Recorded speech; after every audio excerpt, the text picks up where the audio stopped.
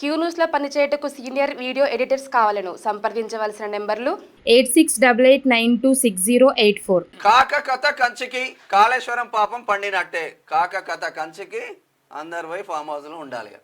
కేసీఆర్ కు నోటీసులు ఇచ్చిన కోర్టు అల్లుడు హరీష్ సహా 8 మందికి మేడిగడ్డ బ్యారేజ్ వ్యవహారంలోనే సెప్టెంబర్ 5న హాజరు కావాల్సిందే. ఇంకా తవ్వితే మరిన్ని నిజాలు మెడకు బిగిస్తున్న వచ్చు.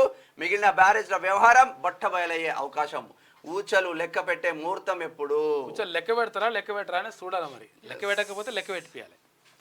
తెలంగాణలో కేసీఆర్ కాక 10 ఏళ్ల పాటు అరాచక పాలన సాగించాడు. తనకు ఎదురే లేదని విర్రవీగాడు.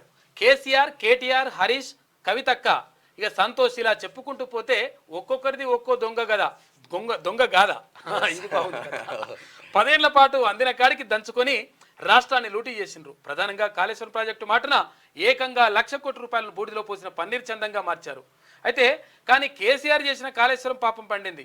ఎంత బుకాంపి మాటలు చెప్పినా, ఎన్ని లత్కోర్ వేషాలు వేసినా కేసీఆర్ మెడకు కాళేశ్వరం పాపం చుట్టుకోవడం ఖాయమనే చెప్పాలి. తాజాగా కాళేశ్వరం ప్రాజెక్టులో భాగంగా నిర్మించిన మేడిగడ్డ బ్యారేజీ డ్యామేజీపై నాగవెల్లి రాజలింగమూర్తి వేసిన రివిజన్ పిటిషన్ను ఇక్కడ భూపాలపల్లి సెషన్స్ కోర్టు స్వీకరించింది. అందులో భాగంగానే మేడిగడ్డ బ్యారేజీ డ్యామేజ్ వ్యవహారంలో కేసీఆర్కు కోర్టు నోటీసులు ఇచ్చింది.